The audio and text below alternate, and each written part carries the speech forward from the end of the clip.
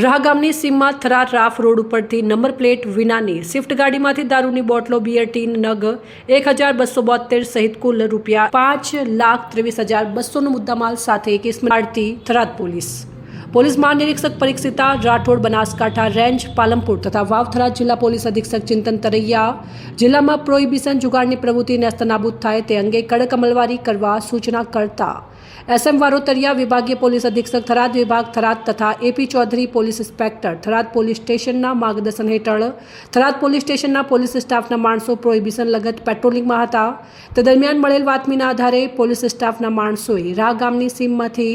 Swift ગાડીમાંથી ભારતીય બનાવટના વિદેશી દારૂની બોટલ નગ 1271, કિંમત રૂપિયા 2,68,200નો મુદ્દામાલ મળી આવતા દારૂનો જથ્થો, સ્વિફ્ટ ગાડી, મોબાઈલ નગ 1 સહિતનો મુદ્દામાલ મળી કુલ કિંમત રૂપિયા 5,23,200નો મુદ્દામાલની હેરાફેરી કરનાર ગાડીના ચાલક ઇસમને પકડી પાડી તેના વિરુદ્ધ ધ પ્રોહિબિશન એક્ટ મુજબ થરાદ પોલીસ સ્ટેશન ખાતે કાયદેસરની કાર્યવાહી કરવામાં આવી છે.